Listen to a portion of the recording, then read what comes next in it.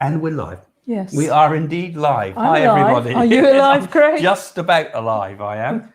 And it's good to see you all, guys, because if you're coming in for the first time, welcome. And our topic tonight, the exact title is How to Awaken Yourself. We're going to talk about the whole idea of starting your spiritual journey, of becoming awake, of, following the path of awakening, enlightenment, or whatever you want to call it. So we're going to talk all around that sort of topic, particularly for those that are first really wanting the seeker that's trying to get started. So if you come for the first time, welcome. If you're watching this after we've gone live, still put your comments as we go through, because we still pick up on those comments and make new videos based upon what people are asking about. So, and sometimes answer those comments as well, of course. So we're going to say hello to everybody, and I expect some of the Craig. Hello. some of our fans are here. Agility Bits. At least we've got the dog from Cornwall is very keen on seeing us. Hi, Agility Bits. That's nice. Hi, Pat. Hello from Finland. Datkos, is it? Datkos. Hello from Finland. Finland. We went to Finland, didn't we? Lovely place. You bought that Christmas shop for a hat there, didn't you? No, that was in Sweden. Technical support. We keep getting technical support. We don't know the name of technical support, do we? Hi there from Lancashire. I don't know what part of Lancashire. My mum came from Wigan, as I said in the past. So I don't know if you're from round there or from Patrice. Hello, Patrice. Hi again from snowy Germany. Is it? Gosh. It's snowing there. Gosh. Well, it's lovely here. We've had an absolutely beautiful spring day here in the south of England. And Neil's saying, good morning, Craig and Jane, looking very colourful today. Isn't he? Yes, I know. This is my new look, my funereal mauve. I'd say more Ribena current myself. Funereal mauve. You look like you work for Ribena. Ready to be buried. Don't say it. Yeah, so there we go. Oh, Noel's saying hello, Noel from Maine. Oh, so we've got people from all over the place already coming in from America there. Ord Irene is saying hello from Norway. Skål. Skål. Yeah, that's how you're going to awaken yourself. Gail is saying hello from Cyprus. Hi, Gail. Yeah, we've seen you before, Gail, haven't we? Quite a few times. Nice to see you again. And Andrea is saying hello from Pennsylvania, US. Hi there. Hi, Andrea. But a lot of you are regulars because you obviously wait for us to come online, don't you? Meditation Chamber. Yeah, we could have guessed because you're often on as well. Hello, Jane. Great to be here. It's better than the gas chamber. Yeah, the gas chamber. Yeah, great one. Yeah, so hello. And Joanne is saying good morning from Adelaide, Australia. Good morning, Joanne. God, early in the morning, as we've often said, right early in the morning. Namaste. Chatney, namaste from New Delhi, India. That's nice of you to come from India too. You are discussing my favorite topic today. Yes, we'll have some good questions ready because it's a really interesting topic, isn't it? The idea of awakening, but we'll talk about that in a moment when we said hello to everyone. Name's Philip. Oh, hi then, Philip. We'll try to remember that. Yeah. Hi, Philip from Technical Support. Callum is saying hello from Scotland. Hi there, Callum. That sounds more Irish, doesn't it? Lisa, hello from Ontario, Canada. You can read some of these, Jane, too. Oh, I'll let you. Linda saying, good evening, Craig and Jane from Cyprus. Good evening, Linda. Hello from Denmark, from Fleming. Hello, guys from West Sussex. Hi, John. Hi, John. Oh, that's nice.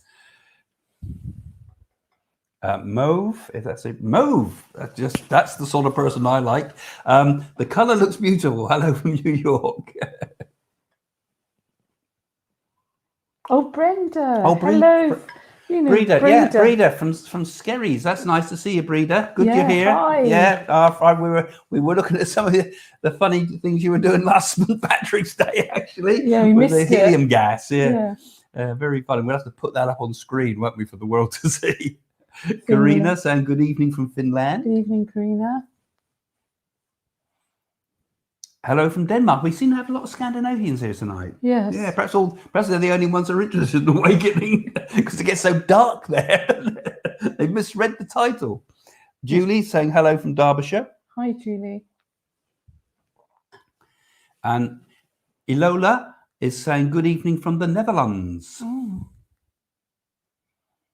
Monica, good evening, all of you from the Czech Republic. And our topic tonight, if you're just joining us, is going to be Awakening. Which is, I'm falling asleep as I say it. How I to thought he was awaken. going to say About spiritual awakening, actually, more seriously. But we'll talk about all that in a moment. And when we said hi to everyone, Nia is saying hi from Wales. Hi there, Nia. You do some of the talking, Jane. Stephen is saying. He says that, and then he puts it in. Stephen North, and good day from Perth, West Australia. Not good day. Good day, mate. Good day from Western Australia. You mate. got fleas in your worries. shirt. No worries. Right, Lorraine. Good evening, Craig and Jane. Love the jacket, Craig, from Mill Hill, Greater London. Daft, isn't it? Bought this one specially because we thought we'd go get silly with the colours. Hello from Plymouth, New Zealand. Something like that. Teresa, hello, Craig and Jane. I was wondering what lovely colours you'd be wearing tonight. I did think purple. Just wait when you see his gold lame suit. Drag queens will have nothing on him. I'll have to do an Elvis impersonation for you too, as he is now. Alison Welsh, good evening, you lovely people from Old Shaftesbury Town, Dorset. Oh, I like Shaftesbury. Yes. Be nice to be travelling around those sort of places. Michelle, how lovely colours you both wear in spring. Michelle from Italy, good evening to you both. Oh, good. Lovely. I'm glad you like my funereal mauve, as I said before. Hello, you're both so colourful. Love it. Blessings from Italy, Angela. Good. Oh, I'm glad nice. you like that. I think it is quite nice to dress quite bright, isn't it? Yes. I mean, because you won't get lost in a crowd. You get spotted or arrested. You won't get lost in a crowd, Craig. Yeah. Linda saying, hi, you two from Ohio, USA. We love your show. Well, that's really nice, Linda. Thank you. Yeah. So if you're just joining us, we're going to talk about spiritual awakening. Deborah, hello from Ohio, USA. Hi, Deborah. Lita, hi, everyone from Toronto. 555 Nobar, hello from Salt Lake City. Salt Lake City. That's a difficult area for some people, I expect.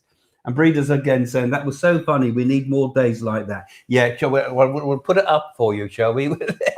Excuse me. Yeah, that was funny. I think it was great when we were doing the Irish dance, don't you?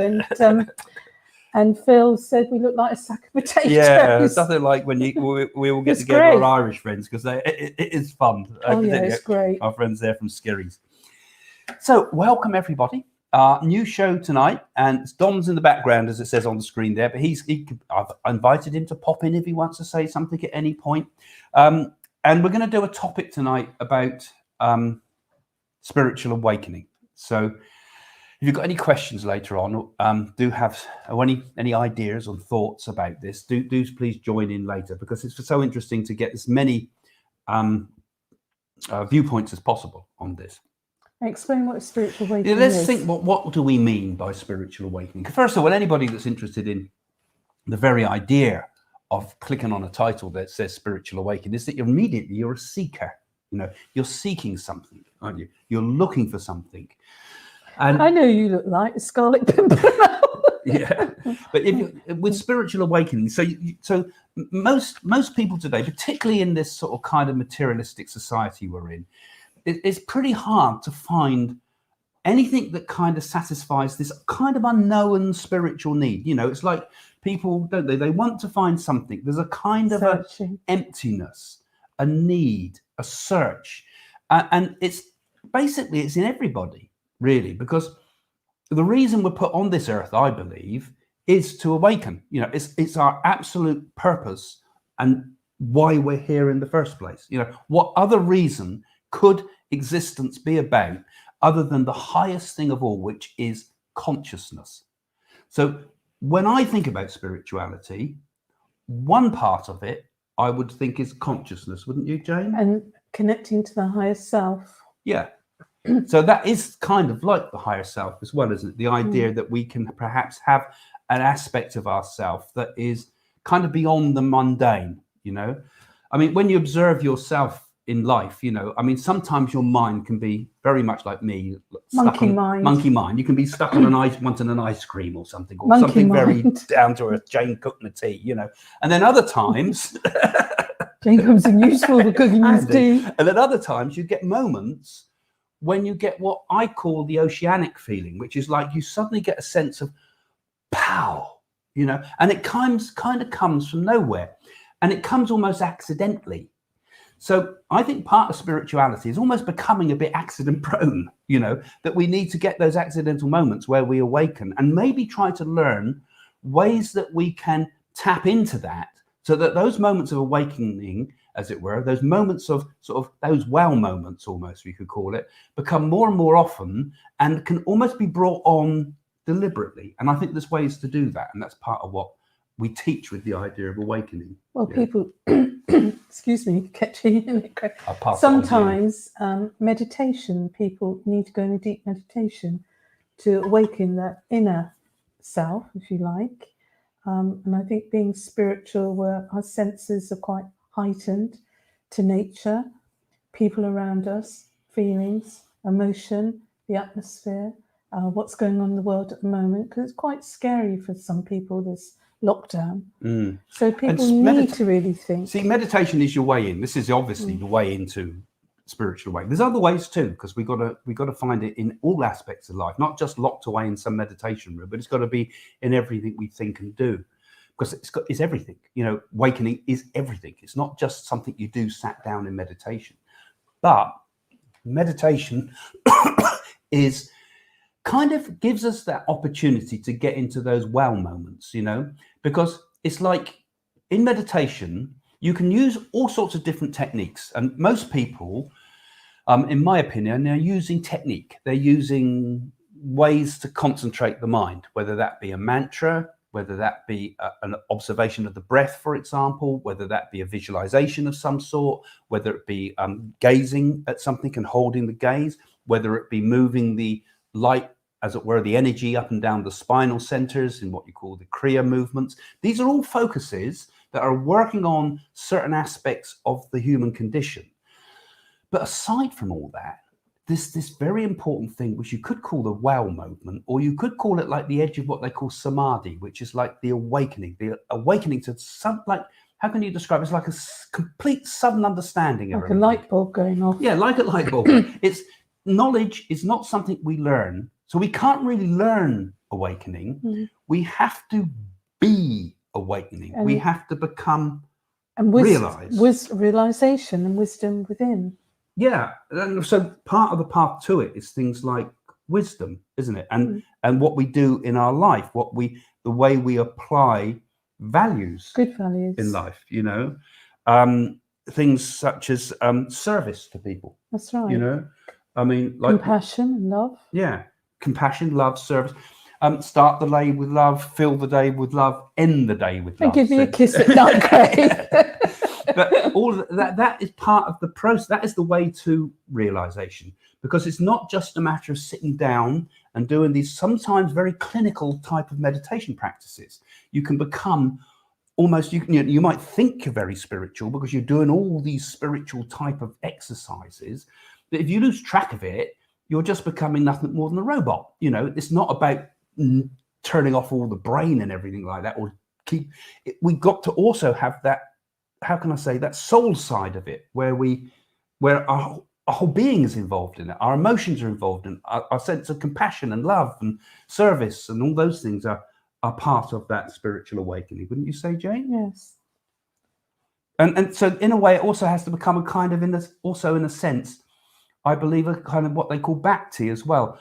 You know, I was talking there about what we would call karma yoga, but there's also this idea of bhakti, that you also have to turn everything in your life into kind of a worship in a way, not like a sort of religious, oh, God help me. It's more like seeing everything in existence, the beauty and beauty itself, as like the unfolding of the divine. You know, everything that exists can become divine, and that becomes, in a way, that sense that everything you see, everything you are, everything you do, everything you think is part of this idea of, like we say, worship of the divine, you know. And it's not like saying some man in the sky type of thing I'm talking here. I'm talking about that we ourselves are divine, that everything is like a blissful unfolding of the absolute, you know? Miracles, isn't it? Yeah. Or And miracles. it's miraculous as well, of course, isn't it? You know, so it's kind of about this idea, you know, we've got to include all these sort of ideas in it. It's got spiritual awakening. It's not something you do. So I've got a yoga room back there, if you've probably seen on the camera and things. It's not something I do in the yoga room or Jane does in her spiritual room. We might do our spiritual, what we call our work there. You know, we might do our spiritual work in those places. But spirituality has to be brought from the forest, as it were, into society. You know, it's got to be, we've got to have our heads in the forest, as Sai Baba says, and our hands in society. We have to be in both worlds. We have to be the best of both worlds. We have to have the spiritual awakening, and yet somehow it must also be But part you of must our be life. grounded as well. Nothing this hairy fairy stuff. Well, this, yeah. I mean, often we've seen people, haven't we, who do lots of spiritual practice, and sometimes Crazy stuff. they become all a bit insipid, don't they, and all a bit gooey-eyed and sort of Well, I can't blame some people because hand-knitted yogurt type of people. when they I call them. hand-knitted yogurt. When people first come on a spiritual pathway, yeah, of course they're keen and they want to have a lot of knowledge and know things. So I can't condemn anybody for that, Craig. But you know, it's to have a master, to have a good spiritual teacher, and somebody that is not deluded. Well, this is another one. You just brought a really important point there too, is that one of the other ways towards our awakening, all of us can sort of participate in one way or another, is to mix with spiritual people, or even better, spiritual masters. You know, I mean, you're watching us today, and we're not spiritual masters, wouldn't claim to be that, but all of us together are. I'm a goddess, Craig. I'm a goddess. All of us, well, we're all gods and goddesses as well, but we're all kind of spiritually connected here when we do this, because, you know, we're doing things where we're thinking about spiritual thoughts now, aren't we? And you might read spiritual things, but if you can meet spiritual masters, like, you know, we've been to see Sathya Sai Baba, we've seen Sharavana Baba, we've seen Dalai Lama, yeah, and Mahananda Swami, and the one in London. Oh yeah, what was him as well? All loads of, you know, and we don't go to these people and Amma, you know, we don't go to these people wanting to sort of get, you know, take all my problems away, Swami, you know, help me. It's to be part of it, to resonate, you know, to reverb with them. And it's nice being with spiritual people and you're on the same level, because there's a nice harmony and peace, and there's no nastiness, and it's really lovely energy. I think so. So you've got to resonate. Like I love animals. Someone says, you know. Yeah, well, that's so animals are important. But it's like on all things, and also we got to get the heart involved like that. But we've also got to get the head involved as well. The head and the heart must both be included. Some people get too intellectual and they lose it. Some people get too hearty and they lose it. You've got to get the two. You've got to get the heart and head balanced in this whole thing. So you also, I feel, have got to have this idea of what I would call self-inquiry. You know, who am I? You know, we've got to go into this thing about who am I? Watching your thoughts, trying to understand who the observer is, who this person is that is having this experience. You know, so this takes us also now onto a kind of a more intellectual sort of way of doing it. But like I say, it's got to be both. It's got to come from the heart, through service, through love, through compassion, and yet it's also got to come through the thinking mind as well. And positive thinking thoughts, because every thought goes out to the etheric, are real powerful thoughts. So you've got to have peaceful thoughts. So there's some interesting questions coming up. Agility Bits Parrot there is saying, you want to pick up on it first, Jane? Well, how can you tell whether you're having a true spiritual experience or whether you're just deluding yourself? I think you would knowing, because you know it's real and you feel you're in touch reality. If people are deluded, it's as if they keep on and on and on and on and on, don't they? Yeah. Well, I think Agility Bits, the most important thing is you asked a question about it. Yes. You know, so therefore the very fact that you said, is this a real experience, is actually quite good, because you've already shown you're sensible. You're not just sucked into it. I mean, when we talk about spiritual experience, we don't want to sort of. There's people that have these almost fanatical spiritual experiences. So any extremist religious person, whether it be from Christianity or Islam or Buddhism or any of it, if you're obsessed, and you become obsessive with your, you've lost it, because like Jane said earlier, we've got to also keep our feet square on the ground at the same time. And yet our head might be in the universe, but we still got to be of this world. Because life is an illusion, isn't it? And well, this is why this illusion here, this material world, is the only place, they say, where you can find full enlightenment, because you need almost this grounding. You need it to be in this world, and at the same time understand the magnificence of the multiverse, as it were, whatever it is we enter with this state of higher consciousness. And you need to go above your emotional state too, Craig. Yes. Yeah, and I think all of this is all about finding kind of inner freedom, and ways to it, and it's also very important to also adopt good moral standards as well, But I'll come on to that in a moment, because the meditation chamber is saying here, some people say that a spiritual awakening can first happen when you're going through a really bad time, e.g. lose your job, home, etc. Is this true? Well, it is, and it's all karmic, isn't it? I mean, nobody asked to lose their home or to lose their job or divorce or separate. It's just sometimes these things happen. You might think, why me? Then I would think, why not? It's lessons we learn from it. I think it's a good point. Yeah. Because there's nothing like adversity for getting you going. It's all very well. Often people come into this world and they have a very easy life. Everything seems to be perfect for them. They go through life and sail through, But you notice those people often don't grow much. But the ones that have the suffering often are the people that sometimes aren't broken by it, but are turned into something very special. They become stronger. It's like the fire and the steel are hammered into to create the sword. I mean, it takes sometimes real adversity to trigger you.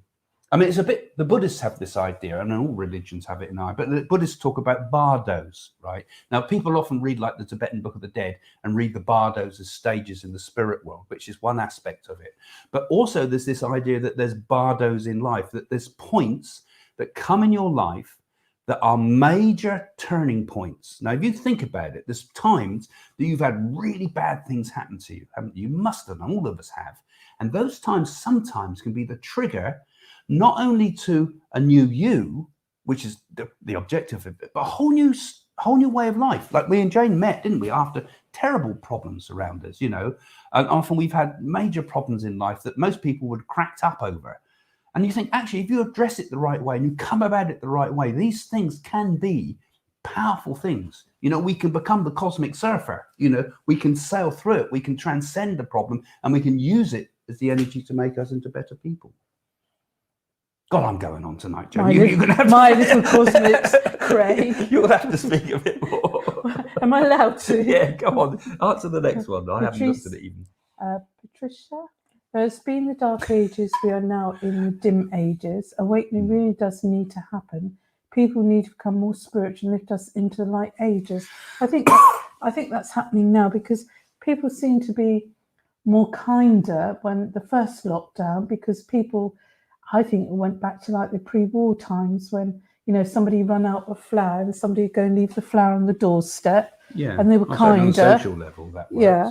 And people appreciating nature, appreciating people, because they might think it's their last day on earth. And then they suddenly think about, why is these things happening? I remember one night we had a snow thunder, and there was a man walking in the woods, and he thought it was the end of the world, didn't he? I did too, and you did as well.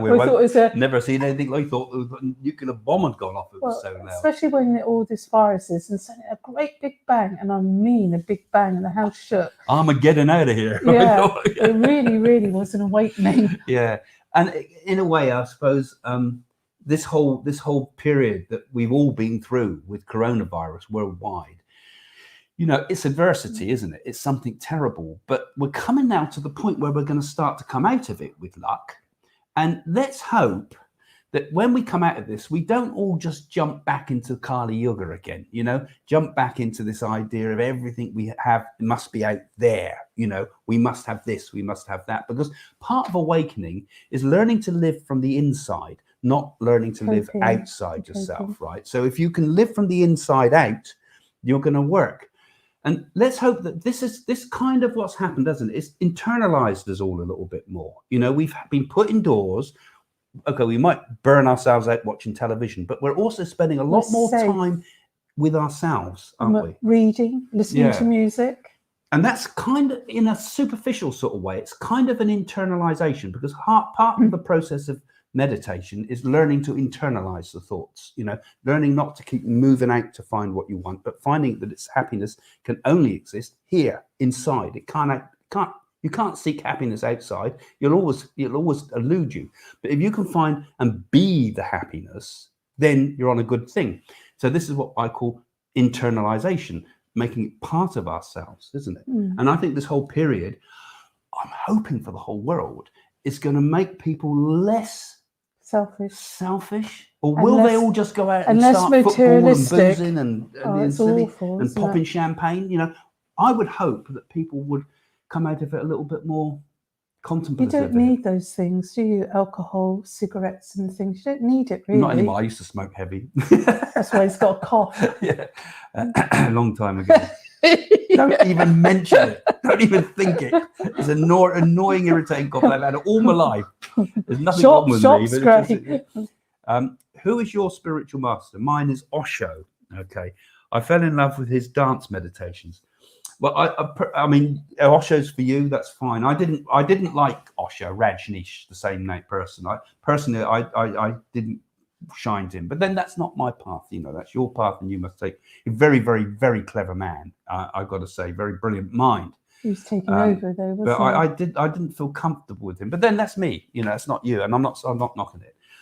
From my own point of view, I mean, Sai Baba, I think ultimately, and I mean, he's had worse press than anybody, really. I mean, they've thrown all sorts of terrible things at him, and yet I still feel he's really the highest being that I've ever met. Isn't he? Yeah, mine is Sharavana Baba, because in his presence, I've actually seen Swami's face figuration go over his face, Craig. Yeah, I did too. Sai Baba's face went over Sharavana's. Yeah, and there's such a love that radiates from him, and it's just like all your energies blend as one, and love is undescribable. It's like a love nothing on earth. And actually, you say who's best, who's yours, who's this? Everybody's different. They're all the same, because all of these great beings, Ramakrishna, whether we talk about Krishna himself, or whether all of them, any of them we can think of, they are all beings that have entered the state beyond normal human consciousness, I suppose. Teachers. They are all in the same light. They are all teaching exactly the same truth. And truth is one. There's only one truth. There can only be one truth. There can't be multiple truths. There can only be one ultimate truth. And that ultimate truth comes in many different forms. So truth through me will come in one way. Truth through Jane will be expressed in a different way. Truth through some guru somewhere will be truth spoken in a different way. And your truth will come through in a different way. But as long as you connect to that inner self, that is what the enlightenment is. That's what the awakening is. We just have to find it within ourselves, not somebody else's truth. It's no good keep following off after gurus all the time. I mean, gurus are fantastic. They help. They are the bringer of light. But you ultimately are the light. You've got to find it for yourself, not somebody else's truth. I think that's very important, because in spiritualism, we had this whole idea of personal responsibility as part of the 7 principles, didn't we, Jane? And I always felt that was important, because we have to have free will, which means, we have to be discerning and find our own path. Anyway, sorry, I've gone off. You thank you, Master. Thank you. I'll give you 5 minutes. I'll give you 5 minutes on my show. Lita, is it important to know that some people that claim to be spiritual leaders are hardly either? One has to be that. Well, it's true, actually. Yeah. If it don't appeal to your common sense, chuck it out. Yeah. And that's all of it. Same with mediumship. I mean, some of the people that go out there Crazy. as mediums, oh my God, some of the codswallop you see on YouTube Years ago, and in spiritualist years church ago, sometimes. it was all done in secret, and now everybody wants to be a medium because it's television. Yeah, every Tom, Dick, and Harry wants to be a medium. And in the past, like when we've spoken about this before, but me and Jane used to have to keep it quiet. We had to, because of certain circumstances around us in our life, and at that time it wasn't really accepted by society like it is You now. need evidential proof. A medium should be able to come up with names, how that person passed, and they should be able to tell you what you've been doing in the physical world, not just saying I've got Granny here or I've got Uncle Jack. It's got to be precise. Yeah, because you see, we talk about awakening, and people quite often think, yes, I want to become awakened, I want to become a teacher, I want to become a guru, I want to become a medium or whatever. I think just a moment, hang on there. The important thing is none of that. None of that's important. In fact, even what we do is not important. The important thing is where your head is, what you are doing yourself. Are you, if you really look at yourself, are you truly on the path to awakening? Are you awakening, or are you just stuck in the same old mundane world that you condemn everybody else for? Because awakening is not something that we can pretend to be. It's just something that happens. And when I think when a person's awakened, certain qualities come out in them. You'll see qualities such as happiness, you'll see humor, you'll see enhanced intellectual ability often, because an awakened person will be connected through the koshas of the higher mind, as it were, so they will understand things straight away. They'll have certain intuitive powers, but they're still not the judge of it. They'll also probably be non-violent. There'll be truthfulness. I'm talking here now about the yams and the niams, all those qualities that they talk about that are not stealing, moderation in all things, not hoarding things or taking things, and not holding on to the world, and have sort of a mental cleanness and contentedness as well. Self-discipline, self-study, and then ultimately surrender to being one with God. All those sort of things, which are called the yams and niams. I won't go too above people's those are only words. What the English words that I'm talking about mean. All those things are qualities that you should see as paths to enlightenment and awakening. Those are all aspects that we've got to work with on ourselves. We've got to do the work on ourselves. That's interesting, Nana. Can we spiritually awaken as a group, collective as well? I should say you could. Yeah, go on then, expand on it, because I'm talking about too much. Oh, you don't shut up to see. The only time it's quiet is when there's food in his mouth. If you're with the right people, with the right energy, and you're sincere, and there's sincerity in your heart, and you really want, for example, awaken other souls and do the power of good, I'd say yes, because you all come as one. We certainly found it in things like when we run circles, for example. Now, a circle is like when mediums will run a circle. So you have like a seance. No, she's gifted. Yeah, but not everybody does. Well, you get a group of people in what you call a circle. And you all meditate together, and in a circle, you'll open up to spirit as well. So you connect to the spirit world. And when you find a whole group of people of like mind open up together like that, the collective energy of you is greater than the sum of its parts, as it were. There's more. So 6 people are sitting there. It's not like 6 people's energy. It's like 1,000 people's energy, because your energy amplifies each other. So I think, Nana, you're absolutely kind of on the right track there as well. That group work can be a very quickening stage for people on the path to enlightenment, and particularly at the early stages. But also, you've got to be able to ultimately sustain your own light, because you can't constantly be sat with groups of people. You can't take that group of people around the world all the time. It's not possible. You've got to be self-sustained in yourself ultimately. And that's why I think meditation, is so vitally important as part of the process of becoming awake. I won't say enlightened, because I have a bit of a attitude towards that. I'll tell you about that in a moment. Let's see what else we got here. Sometimes I feel that spiritual people deny the world we are living in. Is it really an illusion? Well, Tibetans feel everything's an illusion, don't they? Well, a lot of the religions do, in terms of the Eastern religions. They say that Maya, as you call it, that the world out there is an illusion, and therefore, and I know what you mean, Karina, because often people, I often find that some of the some of the teachings kind of are a bit anti-life, aren't they? If in some respects, and some teachers do become a bit anti-life, that we must not be part of this life, we must reject this life, we must step back from it. Netty, not this, not this, not this, not this.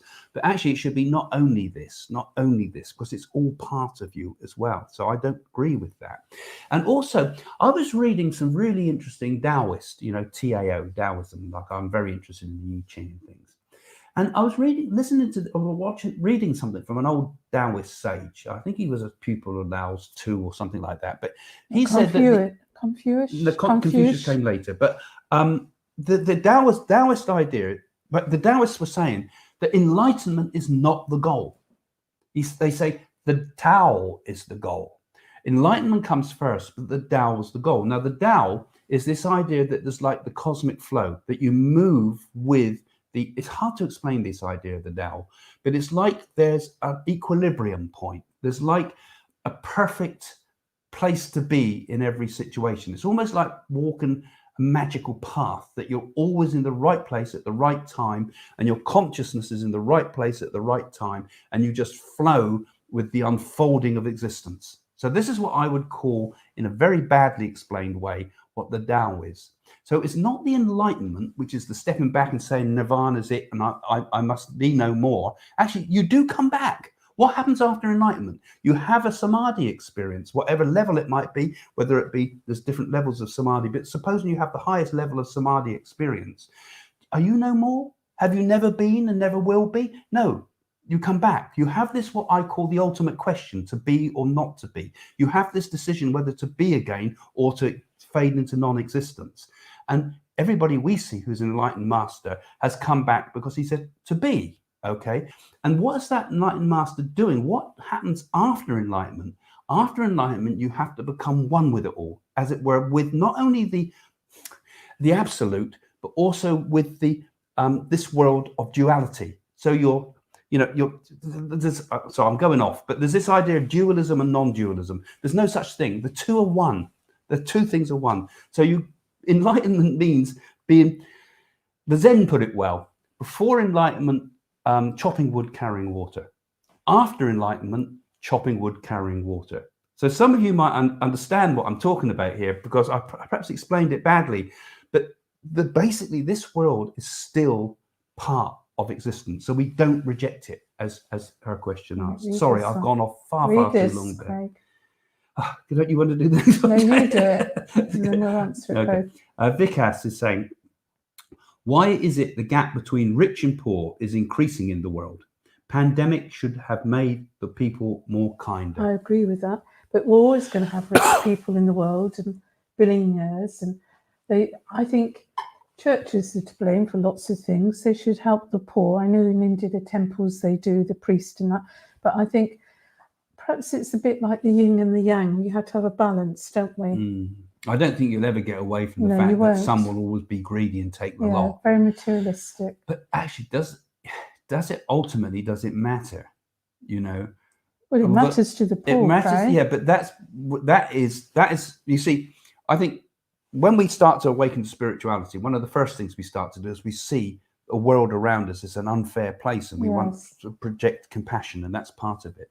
But beyond that also, we have to see that even that is part of the kind of illusion of existence, that the things that are important are not whether we have or we haven't. Those are temporal things. We've got to transcend that ultimately. So I know that sounds a bit harsh, but the world's always going to be a difficult place. There will always be suffering in the world, even when the world is perfected in Satya Yoga.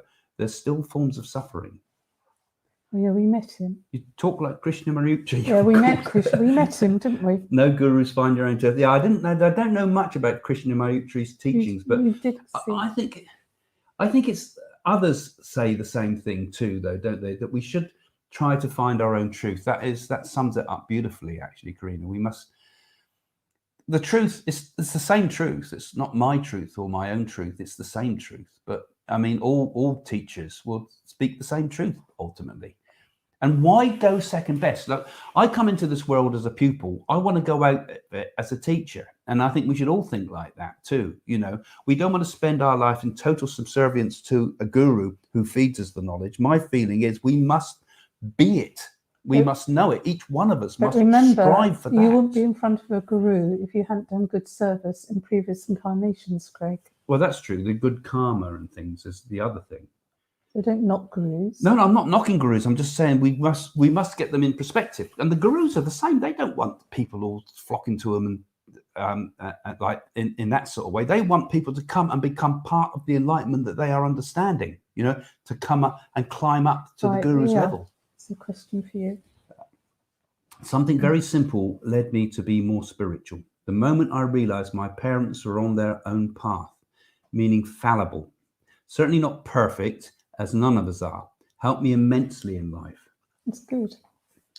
Yeah, I suppose in many ways, some of the hardest things we have to get through, I think, when we go on a path of awakening, is all this internal conditioning we've had. You know, when we were kids, we were told we were this, and society tells us you've got to be this or you've got to be that, or you're supposed to be like this or you're supposed to be like that. And that's what I call conditioning, you know, that we're living by this behavior that is being fed into us by other bloody people, you know, and we're living by rules that someone else has popped into our heads, and our parents, you know, and we're all to blame, you know. I mean, all parents do it unconsciously, but we all project how you should behave, you know, and it's not done maliciously. It's just the way it is. So breaking through, I think, with that conditioning, can be quite a revelation for many people, and it obviously was for you. Go on, Jane, you can do the next one, please. Francine says, can certain crystals help with meditation and with awakening? And I think, again, that's what's personal to you. Some people might like a rose quartz, some people might like an amethyst, or some people might like crystal. It's what your energy, how you feel. If you feel you want to hold it and you're in a deep meditation state, then and you feel right about it, then do it. Yeah, that's true. If it suits you, then go with whatever suits you, because we're all kind of on different ways. You see, a lot of people. In my thoughts, I like to think in kind of like an abstract way. I like to think about the divine, as being sort of an absolute, almost like an energy state, you know, or a state of the absolute sort of the sort of ideas you almost get when you start reading quantum theory or something, you know. So that's my brain. Other people would rather do their path. It might be through the worship of a god or a goddess or a person or so, whatever. So it depends how you're wired in a way. And some people so there's many paths. Some people like to do mantras every day and listen to music. Yeah, and that can be very powerful. That can be a very, very powerful technique. And it all depends on you. You've got to choose your path, not say that, you know, I have to do it because so and so's doing it, or because I'm told to do this. We all know right and wrong, don't we, from conception and until we grow. So we all go on a path. You take the right road, the wrong road, but eventually you get on the right road. Yeah, and again, it's a bit like this conditioning idea. You know, you have to make your own path ultimately. You have to kind of work out a way that is not going to be somebody else's method. Well, it might work fine for one person, but not for another. Same with all these yoga techniques. They're fantastic, but pick what suits you best. Jane, you're going to read this nice long one? No, I let you. I'm going to read it, but you answer it then.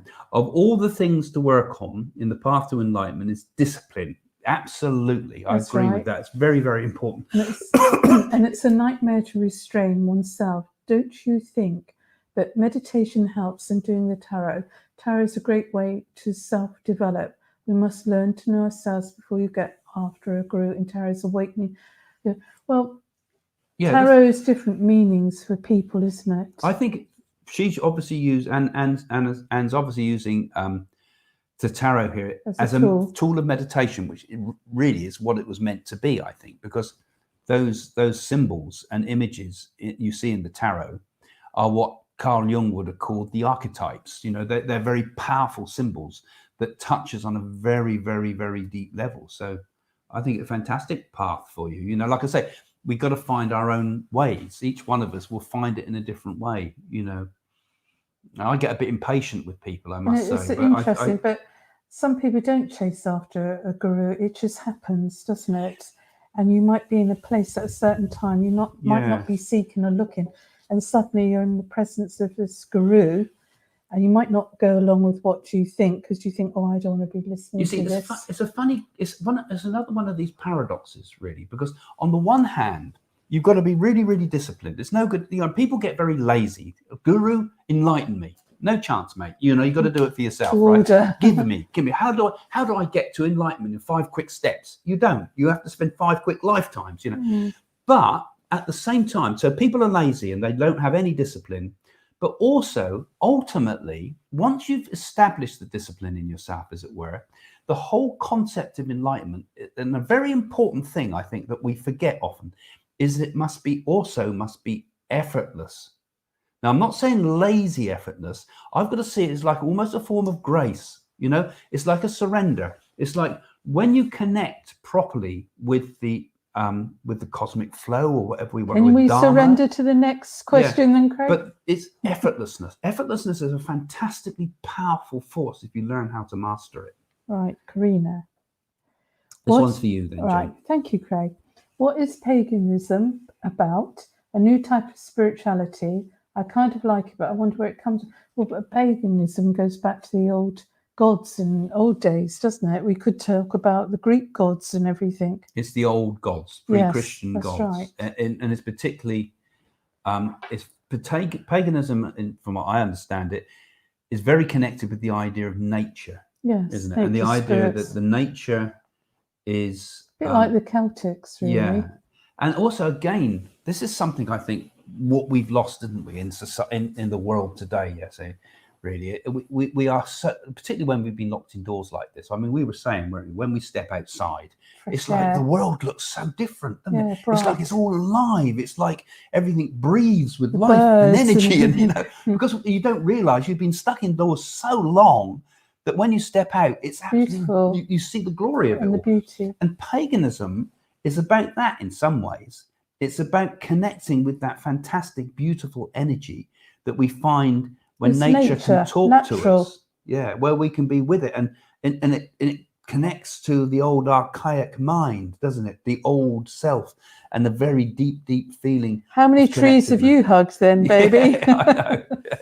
Yeah. But no, I think that's obviously not soppy tree hugging, but I mean, but at the same time, there is an importance, I think, to, and I think this is another path. You know, we're talking about how do you find your paths to awakening. This is definitely another important path of connectedness, you know, not just connected with people. You know, I talked about the mind and the heart, and we've got to get the both involved, but perhaps we've also got to get the energy of our life force involved in it as well. You know, the fact that that's what the spirit of nature does for us. It can be a tremendously powerful force. I mean, the beauty of nature, the incredible mathematics of nature, the fractalness of nature when you look at it, all that is such a beautiful expression of the highest force of existence. B88. I thought it said bed and breakfast. Yeah. My glasses on, excuse me. Two fat ladies, that isn't it? Oh gosh. Which gurus have you met in your journey? Have you met any lately? Well, the last guru I met personally that came here was Sharavana Baba, and he blessed my spiritual room. He's still in England because he can't get back to India, and he's opened up a temple in London. We've met. No, I've talked a lot about them in my book, Messages from the Universe. But we've met Sai Baba, and we stayed in his ashram for 3 weeks. Yeah, I mean, loads. Amma. Yes. And also, who else we? Dalai Lama. Dalai Lama we met, didn't we? And then we met. I went to see the ones in India, and I saw all sorts of people there, didn't I? The Siddhi yogis and things like that. That was amazing. And then other ones I don't even know the names of. You know, people you've met who are holy men, and you don't even, you passed them and you've spoken to them and connected with them. And then even I think, you know, I have to include in my thoughts the spiritual gurus that come to you through your meditation and through your dreams and through your intuition, because they do, you know, just like people talk about the spirit guides and things. I mean, when I did the nadis and I started getting involved deeply in the nadis and the rishis, they come to you. They come to you and they speak to you, and they died thousands of years ago, tens of thousands of years ago, from the other previous Satya Yuga, because these beings, they step outside of time, and your consciousness at heart is also outside of time, so you can connect. When with we're all talking of them. about awakening, what comes to mind for some reason is Saint Bernadette. Saint Bernadette, where the children had a vision of her, and people actually go to France. Yeah. I mean, we quite often ignore a lot of the Christian stuff, don't we? Because I'm obviously so interested in Eastern things. But there's fantastic things to learn. When we went to, do you remember we went to Assisi, and I said to you, I had that incredible dream of St. Francis, and he was wearing grey, and I couldn't understand why he wore grey. And apparently he wore grey. I had no idea. Yeah, and the nun that favoured him was from the St. Clair order. Yeah. And she cut her hair, and it's underneath his shrine. That was an absolutely beautiful energy there. So, you know, you've got to find the path that suits you best. So these are your last questions, guys, now, because I didn't realise it, but time's running out very fast. You talk silly for England. I am so interesting. I listen to myself all day, and I find myself so interesting. How lucky am I? I keep trying to encourage you to have a speak, though, Jane. Okay, so the last questions now, because we're going to be concluding reasonably soon now. It's just going to be just this hour tonight. And don't forget, always come to this channel on about 7 o'clock on 7 o'clock on Fridays, UK time. I mean, we've got some exciting things that's going to happen later in this year that you'll be joining. We won't want to give too much away. No, we can't give too much, but we have been looking at some exciting. We've been looking at a centre, but I mean, all sorts of stuff has been going on in the background. But, you know, stay in touch. If you're new to this channel, do please follow us, because then you will get updates about this broadcast, but also loads of others, even more interesting ones that I make, just me. And me. I should do a woman's and one, also the ones we do with Dominica, you should, Jay. And also, but we're going to do more and more and more. And your support also, when you become like what we call a patron, right? So some of you out there are patrons. So you give a little small subscription each month, but you can give, you know, a few dollars, or you can give $25, or in pounds the same. If you look in the description below of this video, and have a look there. There's 3 links there. You can buy us a cup of coffee, which just gives us a little bit one-off money, or you can become a patron and give us something regularly, or you can go to our fund that we're trying to get to help to get this centre together, and really give us a proper donation if you want to. So, but follow us and keep following this channel. Become part of this online kind of movement, is it, or community? It's something that's happening. So you rich guys, put your hand in your pockets, be good boys, and so there's there's the GoFundMe link. So if you do that, it'll help us to be able to do more and more and more of this type of stuff, because obviously we want to be able to keep continuing this, and it's important we get your support. We can help the poor children around the world too. Yeah, and if you go and look on the GoFundMe and you look at our channel, you'll see we've given quite a lot away also to poor people, although it's a centre we're after ultimately, but all that is all part of it, you know, and it can't happen without your help. So, you know, and also, you know, we also open to having people come and join us and have a look at our Facebook pages and interact with us on the comments here too as well, because it's all part of the building up of a nice energy between us, and get to know each other through the comments, you know, because it's quite nice to build a kind of a place, a center, a focus that we can all awaken. And look, he's putting up all these messages. I'm going to have to say something about this. And you can go and get my books on our website at psychics.co.uk and book readings with all our wonderful readers. So, you know, I'm sounding like an advertising man now. And Jane's Instagram too. Yeah, I'll be putting more things on there later, because I've been quite busy. Yeah, and our Facebook pages, you know, because you can get us in all directions. But it's not about us. It's about all of us. You know, it's about us sharing our ideas, and maybe in our small way, all of us making the world a bit of a better place. Meditation chamber. So what do you think of the Maharishi and the Beatles were associated with? Some of the songs by the Beatles were very spiritual, inspired. Oh, George Harrison, I like that one. My Sweet Lord, that's my favourite. I went to the Maharishi's ashram in Rishikesh, which is actually now deserted. And you visited it? I visited it, even though we went with our yoga group. We went there, and it was an amazing place. It was completely... it was all fallen to bits. It was all overgrown. It's like a ghosty city, ghostly spiritual city, and they got these sort of like beehive things, which where they pods they were, where people would go and meditate and have a little cooking area down the bottom, and they could sort of isolate themselves with this fantastic view across the Ganges. And then these big halls were all made of asbestos and fall into pieces, and the little chamber where the Maharishi would sit. And that was where Donovan and the Beatles and I can't remember, Cat Stevens, was it? No, it wasn't. Loads of them all went there and really did start to kind of open up. And Lennon particularly, I mean, he was quite an interesting the way he went about his spirituality. And I liked the way he handled things. He would be quite almost aggressive. I mean, when he also went to see the leader of the Hare Krishna movement, whose name I forget at the moment. And there's some books out there of Lennon's interviews with the Hare Krishna leaders too. And I think there's some out there with his discussions with Maharishi. And he really put them on the spot a lot of the time, which I think was very interesting. So he had a very practical sort of spirituality. And of course, George Harrison came out with some, we ought to do the Beatles. That'll make a good Yes. show to talk about the Beatles and the Maharishi and all the rest of it.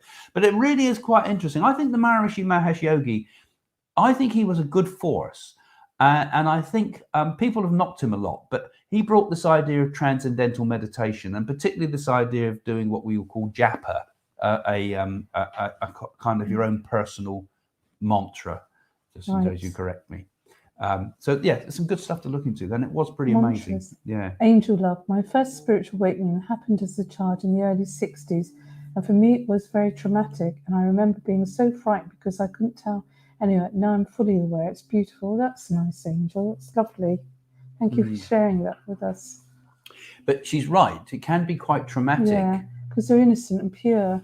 And because you suddenly realise that the world around you is not what you thought it was. Isn't it, Craig? Well, it's not. We all think there's a hole in my reality. Something's gone wrong. Our gurus, aliens from advanced civilization. Well, actually, when you say that, Sharavan always says that we come from Mars, doesn't he? Yeah, and I don't think that's a daft question, actually, because people might say, oh, yes, you're going off with the fairies there, and maybe not. Well, I think there are aliens. People have often said that Sai Baba, for example, was he human? And some of these people, when you meet them, they're beyond human. And I'm sure that if a person does attain really high consciousness, not these mediums that channel stuff, but a person that has attained the highest levels of consciousness must know also about the worlds beyond this world, and not just the absolute, but also the other worlds. It's like when Sharavana goes right up above the astral planes on the seventh dimension, and he's connecting to something way beyond. Oh, when he does his trances, yeah. I mean, I think there maybe we do. I don't know. I mean, if we're able to connect with other worlds, it would be through consciousness, and it would be through higher consciousness, not through our mundane. It's a beautiful thing, isn't it? When you think of it. And who knows? I mean, the world is such a fascinating, beautiful, wonderful place, and the more we awaken to it, the better, because there's just so much more for all of us. Karina, you are the best, Jane and Craig. Thank you, Karina. That's lovely. Yeah, that's kind of. Well, thanks for joining us, guys. I'm glad you've been enjoying this tonight. And don't forget, keep following it and tell your friends about it, and share this too on Facebook and so on. Craig, I get a lot out of your tangents. They do go a bit, don't they? Truly. You truly.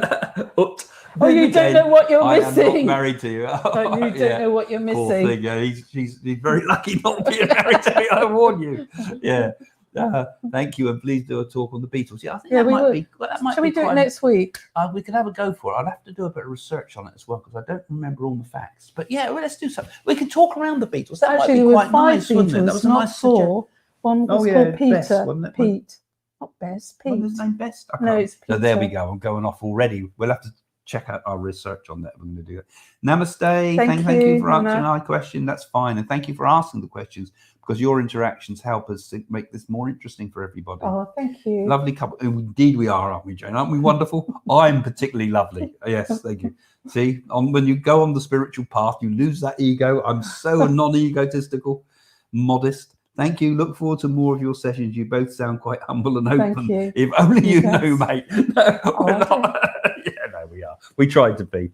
Good chat. Thank you. Thank you for you, joining Joanne. us. Yeah. And yes, so I think we're coming to the end here, aren't we? It looks like we're just coming up quite to the worn out last now, minute. are you, I didn't Craig? realise how tired we were tired out because we went looking at. Well, we've been excited today, to be honest, because Craig has. He's always excited. we think we found the place. Yeah. But anyway, it's a start. So any of your help you can give would be wonderful. And we're going to say goodbye to you all now. And thank you for joining us. Yes. So bye for now. Bye. See you soon. Thank you. Thanks for joining us. Love from the heart.